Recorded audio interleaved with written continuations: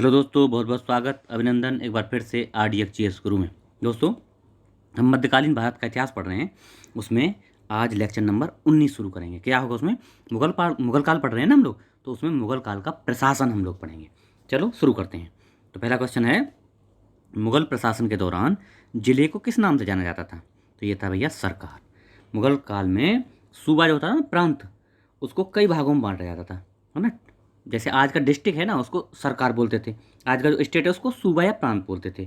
और इसको आज की जो तहसील है वो परगना या महल बोलते थे, जो आज का तहसील है। फिर आगे गाँव में विभाजित होता था, इस तरह से बंटवारा था। तो डी ऑप्शन सही है। अगला, मुगल प्रशासन में मीर बख्शी का कर्तव्य क्या था? तो मीर बख्शी कौन था भैया? ये था भू राजस्व अधिकारियों का पर्यवेक्षण करना। देखो इसके हिसाब से, लेकिन और भी काम थे इसके। मीर बख्शी भू राजस्व अधिकारियों का पर्यवेक्षण करता था, साथ ही वह सैन्य विभाग के वेतन के लिए भी उत्तरदायी था। भू राजस्व का अधिकारी तो था ही था, साथ में सैन्य विभाग को वेतन भी देता था। उसको पे मास्टर यानी वेतन अधिकारी भी कह सकते हैं। हालांकि वेतन देने का काम उसका नहीं था, ये वेतन देने का काम दीवाने तन करता था। अलग अलग नाम था उसका, दीवाने तन। वो करता था वेतन देने का काम, लेकिन इसमें सहायता करता था, ये भी हेल्प करता था, है ना। दीवाने तन वेतन देता था, ध्यान रखना, दीवाने तन वेतन का कार्य। निम्नलिखित में से किसे मुगल सेना में चिकित्सक नियुक्त किया गया? तो कौन था ये? मनुची था। ये मनुची जो है, ये जो दारा शिकोह था ना, दारा शिकोह औरंगजेब का बड़ा भाई, उसकी उसके यहाँ उसकी सेवा में आया था। ये तोपची के रूप में काम करता है। फिर ये दारा शिकोह मर जाता है तो 1659 में ये अपना पेशा चेंज कर लेता है और चिकित्सक बन जाता है। तो सी ऑप्शन सही है। अगला, निम्नलिखित कथनों पर विचार कीजिए। अदही वे घुड़सवार सिपाही थे, अभिनय से बताना है क्या। अदही अदही मतलब ऐसे घुड़सवार सिपाही थे जिन्होंने अपनी सेवाएं एकाकी प्रदान की। बिल्कुल सही है, मतलब कहीं और प्रदान नहीं की, एक ही जगह प्रदान की। सही है। जिन्होंने किसी सरदार के साथ अपने को संलग्न नहीं किया, ये भी बात सही है। सम्राट ही जिनका आसन्न कर्नल था, मतलब सर्वे सर्वा सम्राट था। बिल्कुल सही है। उन्होंने मिर्जाओं के साथ संलग्न किया? नहीं। एक दो तीन सही है, यानी मिर्जाओं के साथ संलग्न, वो किसी के साथ संलग्न नहीं हुए। अभी मैं बताता हूँ कौन थे अदही, तब आप समझ जाओगे। देखो, मुगल काल में दो तरह के सिपाही थे, है ना। मनसब से अलग बता रहा हूँ, मनसब तो थे ही थे, मनसब से अलग एक अदही और एक दाखिली। अदही कौन थे? ये थे बॉडीगार्ड। किसके? ये बॉडीगार्ड का काम करते थे सम्राट जो होता था। अकबर के टाइम पे इनको बहुत ज़्यादा तनख्वाह भी मिलती थी। मतलब इसमें जो है, इनकी तनख्वाह के बारे में बताते हैं कि 500 रुपये तक तनख्वाह इनको मिलती थी। जबकि एक साधारण जो सैनिक था ना, उसको 12 से 15 रुपये मात्र, और इनको 500 रुपये तक मिलता था। 12,000 सैनिक, ये अदही सैनिक 12,000 तक पहुंच गए थे किसके काल में? अकबर के काल में। तो ये बहुत योग्य और वफादार होते थे भैया, ठीक है। अदही सैनिक याद रखना, बॉडीगार्ड थे ये बादशाहों के। मुगल प्रशासन में मुहतसिब था। मुहतसिब क्या था? लोक आचरण अधिकारी। मतलब लोगों के आचरण को सही रखने के लिए, देख राख करने के लिए, उनको मैनेज करने के लिए मुहतसिब नाम का एक जन आचरण अधिकारी रखा जाता था, ठीक है। वो अकबर के टाइम पे इसको थोड़ा वरीयता दी गई, और अकबर ने इसको आचरण को सही रखने के लिए नगरों में मदिरा की बिक्री तथा वेश्याओं के रहने को भी निषिद्ध कर दिया, रोक लगा दी इन पे, आचरण को सही रखने के लिए, ठीक है। सी ऑप्शन हो गया। निम्नलिखित बातों में से कौन एक मुगल मनसबदारी व्यवस्था के विषय में सत्य नहीं है? देखो, अब इनमें से बताना कौन सी सही नहीं है। इसमें 33 वर्ग थे, उसे उन्हें मशरूत यानी सशर्त पद प्राप्त किए जाते थे। उनका सवार पद जात पद से अधिक होता था। समस्त कार्यकारी एवं सैन्य अधिकारियों का मनसब, समस्त कार्यकारी और सैन्य अधिकारियों को मनसब प्रदान किए जाते थे। बात सही है। तो ये सी ऑप्शन गलत है। क्यों गलत है बता देता हूँ। देखो, पहले इसको मैं टाल लेता हूँ। इसमें हमको सी ऑप्शन हमारा गलत है। क्यों गलती बताना था?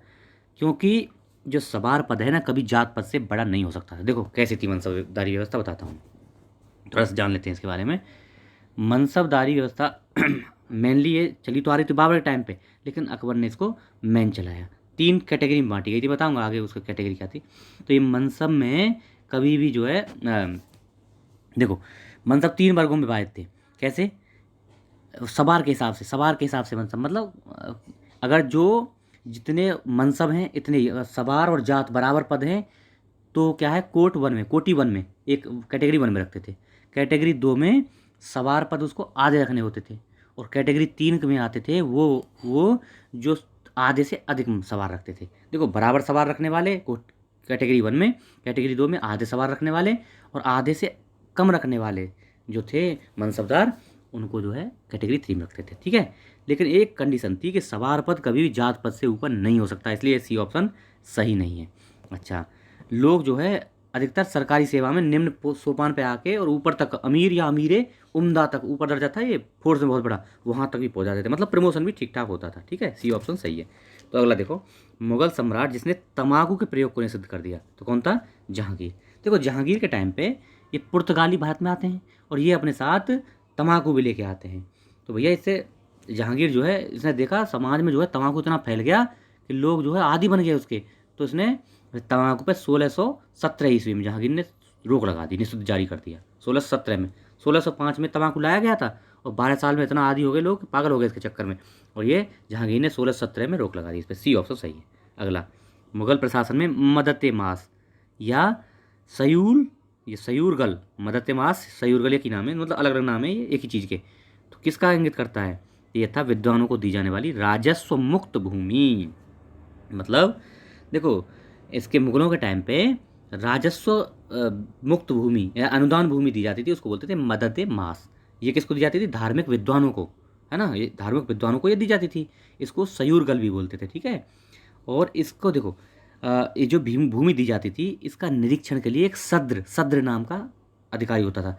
सद्र का काम था कि ये जो भूमि दी गई है इसका दुरुपयोग ना हो, इसको रोकने के लिए सद्र नाम का एक अधिकारी नियुक्त किया जाता था। ये भूमि स्थानांतरित नहीं होती थी और अनुदान ग्राही के पास वंशानुगत रूप से रहती थी, मतलब जिसको दी गई है उसके आगे उसके बच्चे को चली जाएगी, लेकिन ये नहीं है कि मुझे मिली मैंने किसी अपने दोस्त को ट्रांसफ़र कर दी, वो नहीं होती थी। ठीक है, तो इसका बी ऑप्शन सही है। अगला देखते हैं। चलो, मध्यकालीन भारत के ऐतिहासिक स्रोतों में चकला शब्द, देखो चकला शब्द क्या है? सूबा और परगना के बीच में क्षेत्रीय इकाई था जिसे, लेकिन सरकार के समानार्थी नहीं था। ये सी ऑप्शन सही है। क्या है चकला? देखो मुगल काल में जो प्रांत है ना, वो अनेक सरकारों यानी डिस्ट्रिक्टों में बटा हुआ था, और सरकार को आगे परगनों में विभाजित किया था, परगने को आगे अनेक गांवों में विभाजित किया था। लेकिन ये शाहजहाँ के काम पे आया था। चकला शब्द जो है ना, चकला, ये चकला जो है शाहजहाँ के काल में आया। चकला क्या है? ये जो है परगना, कुछ परगनाओं को मिला के और एक इकाई बनाई गई थी, मतलब कुछ परगनाओं को मिला के एक इकाई बना दी थी, जिसको चकला बोलते थे। आज का इसको कमिश्नरेट मान सकते हैं। मतलब ये क्या है? देखो कमिश्नरेट भी कहना इतना अच्छा नहीं है। ये क्या है? सरकार से तो थोड़ा नीचे होता था, लेकिन परगना जो होता था तहसील उससे थोड़ा ऊपर होता था, कई परगनों को मिला के बनाया जाता था, है ना। कमिश्नरेट जैसा ही सिस्टम था चकला। ठीक है, शाहजहाँ काल में आया ये। सी ऑप्शन सही है। अगला, निम्नलिखित राजाओं में से किसने राम सीता की आकृतियों और रामसीय देवनागरी लिखे हुए युक्त सिक्के चलाए? रामसीय लिखे हुए सिक्के किसने चलाए? अकबर ने चलाए थे। अकबर ने ये काम किया था। देवनागरी लिपि में रामसीय लिखे हुए सिक्के उसने चलाए थे, अकबर ने। मुगल शासन में तांबे का सिक्का क्या था? तो ये दाम था। ये भैया क्या था? दाम था। सोने चांदी, देखो टकसालों में सोने चांदी और तांबे के सिक्के खूब बनाए जाते थे। चांदी का सिक्का रुपया कहलाता था, रुपया। ये रुपया जो था चांदी का सिक्का, और दाम था तांबे का सिक्का। ठीक है, तांबे का दाम। ये जो है दाम जो है 140वां भाग, मतलब 40 दाम में मिला के 1 रुपया आता था चांदी का। अच्छा, किस शासक ने शाहरुख नामक चांदी का सिक्का चलाया? शाहरुख, ये बाबर ने चलाया था। बाबर ने, ये क्या था? उसके टाइम में चांदी का सिक्का था। ये तांबे और चांदी का उसने खूब सिक्का चलाया, लेकिन चांदी का सिक्का ये शाहरुख बाबर ने चलाया था। बी ऑप्शन सही है। अकबर के शासनकाल में दक्कन में निम्न पद्धतियों में से कौन सी भू राजस्व वसूली की प्रचलित पद्धति थी अकबर के टाइम पे? तो ये बहुत फेमस पद्धति है। कौन सी है? ये थी हल्की संख्या। देखो जैसे नॉर्थ इंडिया में तो भू राजस्व के लिए एक बहुत फेमस नाम है। क्या नाम है? कौन थे? टोडरमल साहब। टोडरमल साहब ने भू राजस्व वसूली चलाई, भू राजस्व प्रणाली चलाई, है ना, 10 वर्षों का एवरेज निकाल के, है ना, अकबर के टाइम पे। लेकिन साउथ इंडिया में ऐसा कुछ नहीं था। साउथ इंडिया में ऐसी व्यवस्थित भू राजस्व प्रणाली नहीं थी। तो वो क्या करते थे? दक्कन के किसान प्रति हल, मतलब हल्की संख्या के हिसाब से वो जो है ये करते थे। क्या? इनको बंटवारा कर लेते थे। हल जैसे इतने हल के हिसाब से आपको हम जो है भू राजस्व दे देंगे, तो हल पद्धति चलती थी, प्रति हल पद्धति। ठीक है, तो बी ऑप्शन सही है। देखो आज का लेक्चर हो गया संपन्न, प्रशासन संपन्न। हम कल पढ़ेंगे संगीत और चित्रकला मुगल काल का। ठीक है, आशा है आप लोगों को पसंद आएगा। अगर चैनल पर नए हैं, पहली बार देख रहे हैं, तो सब्सक्राइब कर लीजिए। फुल करा रहा हूँ, हर एक सब्जेक्ट को मैं ऐसे ही पूरी तरह से पढ़ा रहा हूँ। ठीक है, आप लोग इसको शेयर करिए। मेरा टेलीग्राम चैनल है वही RDX GS गुरु, उसको ज्वाइन कर लीजिए। PDF मिलता रहता है उसमें। ठीक है, चलिए, okay, thank you so much.